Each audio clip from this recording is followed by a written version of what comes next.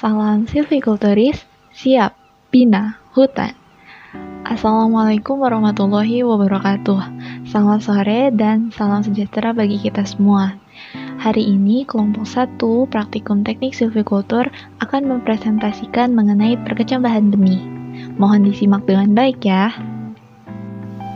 Outline presentasi kami hari ini, yang pertama ada definisi perkecambahan benih secara generatif, lalu tahapan dalam memproduksi bibit tanaman hutan secara generatif, yang ketiga ada teknik pematahan dormansi untuk benih, lalu analisis data sekunder, RAB kegiatan perkecambahan sengon, dan yang terakhir ada studi kasus.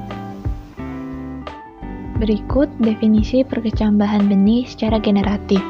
Perkecambahan merupakan proses fisiologis pada benih yang ditandai dengan munculnya radikula dan plumula sebagai cikal bakal individu baru generasi berikutnya. Pola perkecambahan normal biasanya dimulai dengan penonjolan akar atau radikula, diikuti dengan pemanjangan sumbu embrio yang berkembang menjadi sumbu batang. Batang akan terbagi menjadi dua bagian, yaitu hipokotil dan epikotil. Selanjutnya terdapat tipe perkembangan sumbu embrio, terdapat epigeal dan hipogeal. Pada epigeal, hipokotil ikut membesar dan kotiledonnya muncul di atas media semai kadang bersamaan dengan kulit benih dan sisa endosperm. Sedangkan pada hipogeal, hipokotil tidak membesar dan kotiledonnya tetap berada di bawah tanah atau media kecambah. Untuk lebih jelasnya dapat dilihat pada gambar. Terdapat tahapan dalam memproduksi bibit tanaman hutan secara generatif. Yang pertama ada perkecambahan benih, selanjutnya penyampaian semai, dan selanjutnya pemeliharaan bibit dan distribusi bibit dari persemaian. Terdapat faktor yang mempengaruhi kemampuan berkecambah. Ada faktor internal dan eksternal. Pada internal terdapat dormansi, mutu genetik benih, kondisi kesehatan embrio dan endosperm, permeabilitas kulit benih, dan ada tidaknya rintangan yang menghalangi embrio untuk berkembang.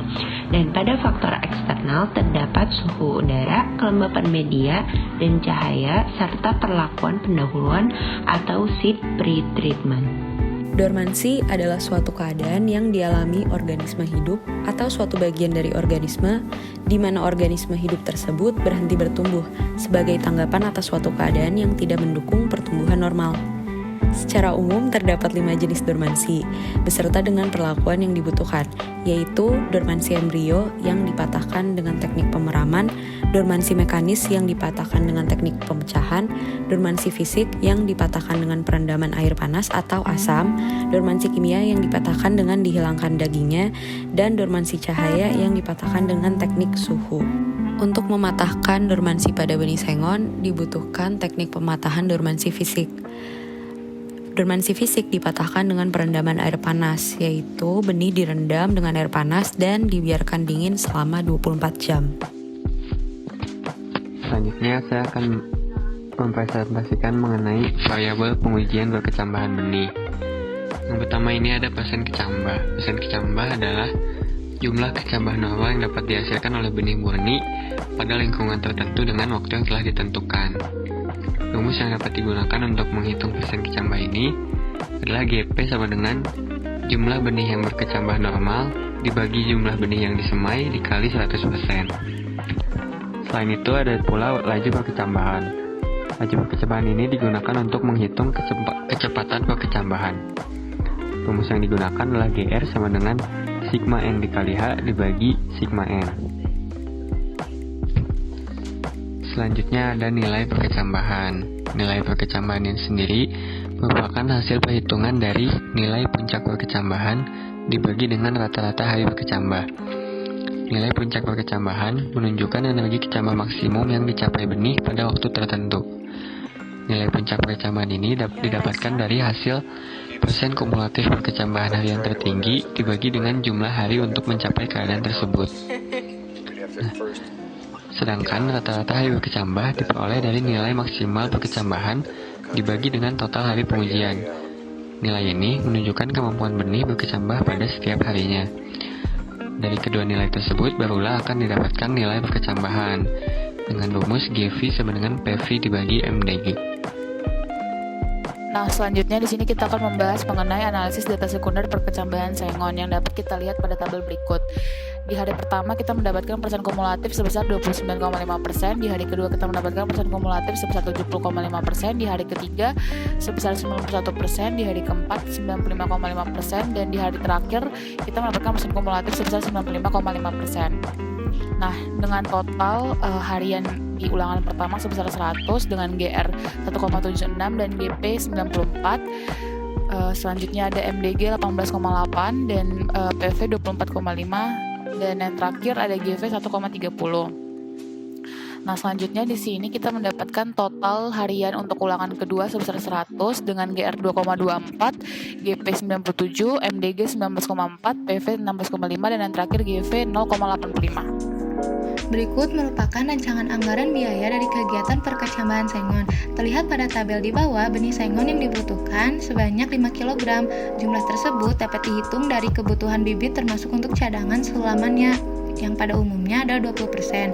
Rumus untuk menghitung kebutuhan benih yang dilambangkan oleh NS adalah jumlah bibit total dibagi N kali S kali P kali G, di mana N jumlah benih per kilogram, S persen tumbuh, P persen kemudian benih, dan G daya kecambah.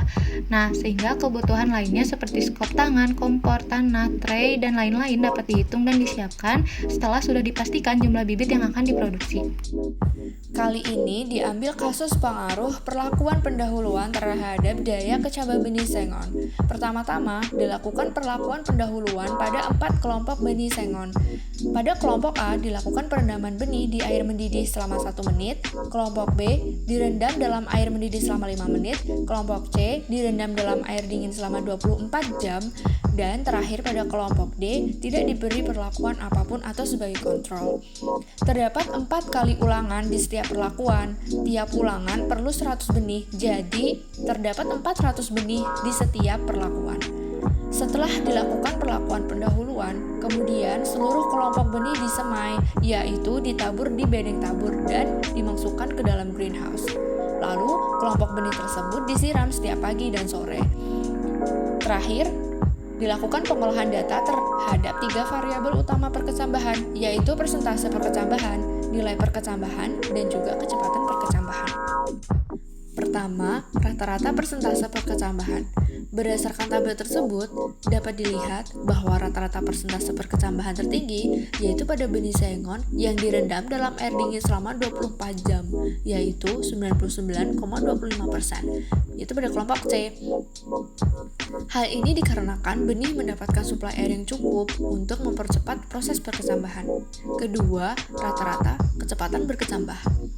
Bahwa dari grafik tersebut, nilai rata-rata kecepatan berkecambah tertinggi yaitu pada benih sengon yang direndam air mendidih selama 5 menit, yaitu pada kelompok B, yaitu sebesar 9,64 per hari. Hal ini sesuai dengan sebagaimana yang dikemukakan oleh Dell dalam penelitian Sutopo tahun 2002 bahwa air mendidih tersebut dapat memperlebar ukuran pori-pori kulit benih melalui tegangan permukaan, sehingga mempermudah proses penyerapan air ke dalam benih. Ketiga, nilai perkecambahan. Nilai perkecambahan merupakan nilai puncak dikalikan dengan nilai rata-rata perkecambahan harian. Nilai perkecambahan akan menunjukkan jumlah benih yang berkecambah per hari sampai akhir pengujian, atau nilai perkecambahan ini mempresentasikan daya tumbuh benih. Nah, berdasarkan tabel tersebut, kita bisa lihat bahwa daya tumbuh benih terbesar yaitu pada benih yang diberikan perlakuan dengan perendaman air mendidih selama 1 menit. Dengan demikian, dapat dibuktikan bahwa benih sengon yang diberi perlakuan pendahuluan dapat mempercepat terjadinya proses perkecambahan daripada benih yang memang tidak mendapatkan perlakuan pendahuluan sama sekali.